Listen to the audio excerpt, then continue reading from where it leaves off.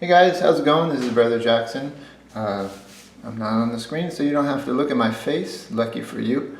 We are going to look at some drawings today. So these are some drawings that are going to be ones that students in this very Art 119 class have done in the past.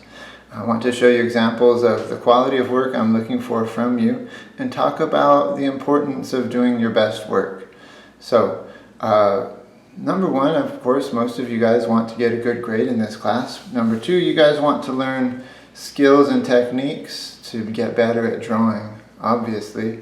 But number three, what this class is going to be for you is it's going to be a way for you to create work that are strong portfolio, or works of art that are strong portfolio pieces, right? So I'm going to show you guys some work that I think is going to be good examples of this, but also I want to talk about some other things. So this is a drawing that someone did in this class a few years ago. It's a pretty decent drawing. It's not a perfect drawing, and we could go over the specific reasons why, but I'm not going to worry about that today. The main thing about this drawing, though, is that it's obvious to anyone who looks that the student who did it put a lot of time and effort into it, and that's something we're really looking for in students that we're allowing to go on into the upper level classes. Here's another really strong example of a piece that a student put a lot of time and effort into. So, why is your portfolio so important? This is a big deal. So, if you want to get into the graphic design program, or if you want to get a scholarship, or if you want to go on and go to graduate school, all of these things are really important for your future. If that's what you're looking for, then you're going to need a strong portfolio. Your portfolio is probably about 90% of what decides whether or not you get accepted into the program you want to be in, and that includes this school, and it also includes graduate school. It also decides whether you get that scholarship money or not. A little bit's based on your grades and other things, but really your portfolio is your most important asset. So what that means is that this amount of time and effort you put into your pieces in this class very much determines your future. I want to talk a little bit to you guys about what it's like when the other teachers and I sit down and discuss portfolios and decide who's going to get accepted in a program. So last spring I sat down with the other art professors and we looked at everybody's portfolios that were submitted. We talked about all of the students and we decided who got in and who didn't. It was really a difficult process.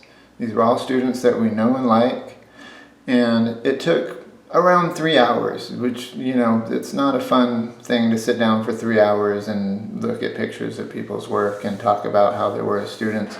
And I want to pass on to you some of the important information that came from that. What are we talking about when we're talking about who gets accepted and who doesn't? Number one, we are looking at your work. The top work is pretty easy to select.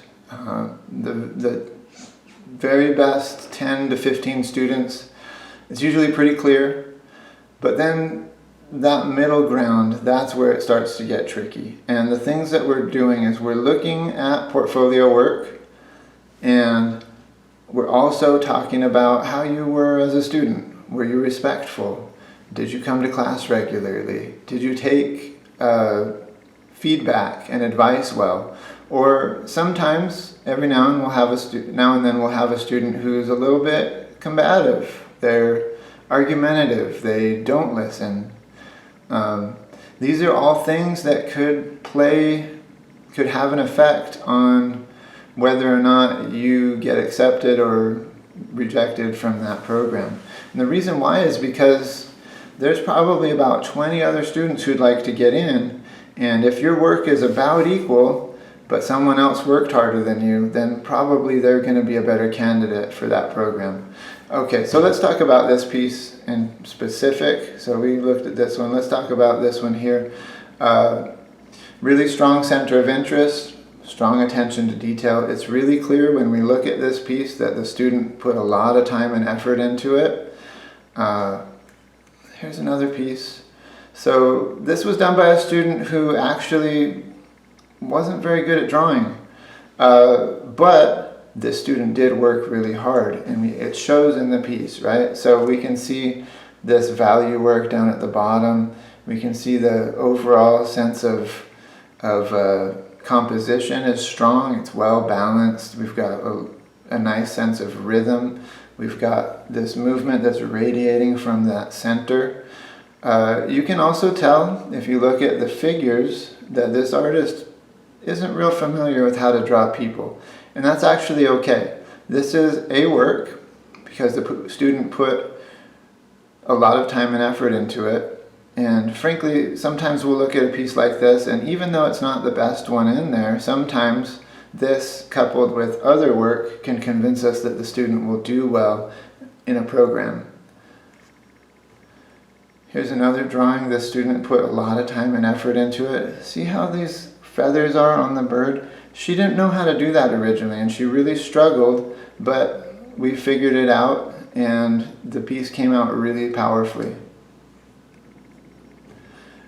This is one of those students who it was clear from the beginning that she was excellent at drawing. Some tricky areas were the flowers over here, the hair. We had to work out how to do that. And she did do a lot of corrections on the face because it just wasn't quite right. So this artist, even though she did have quite a bit of skill, the drawing is far more successful because of the time and effort that was spent making little corrections and improvements. This is a fun one. It's a self-portrait. The artist took the picture and we can actually see the camera. She took it from her car. It's a photograph of her rearview mirror. It's not a perfect drawing, but it does show a lot of hard work, good technique, strong composition, and a pretty good eye for good design. This piece, beautifully executed, strong sense of value, strong sense of rhythm. We have this beautiful feel for this light in the center with dark around the outsides. Feels like nighttime. It almost feels like you can hear sounds around this festival where this image is representing. All right, this is a fun one. It's a picture of a shark opening its mouth to take a bite. Not a perfect drawing. If we look here and here on either side, it almost makes it look like the shark has a flat body rather than a round body. The throat, not quite perfect. There's things about it that aren't wonderful, but it's very well composed. It has a very strong sense of value. Really dark darks, really light lights. That makes it a very strong and powerful image. And this is an image that demonstrates a student's ability to really work hard and produce something that maybe for some people this wouldn't be their best work, but for this particular student, this was absolutely as good as she could do. Man, look at this one. Attention to detail, so realistic. These little water droplets on this torch ginger flower, really beautifully done. This is a student who was kind of in the middle ground, and there was some discussion on whether she should get accepted or another one. And I actually stepped in and said, hey, this student, very hardworking, very respectful, listens to all of the advice you give. And the other teacher said, okay, yeah, she sounds like somebody we want in our program. So she was accepted. All right. Really strong use of value, really good sense of depth here on this drawing. Here's another landscape drawing. So take a look at this one, and then let's take a look at this one. So when we look at this one, these trees could have been done better. This texture along this mountainside, not perfect.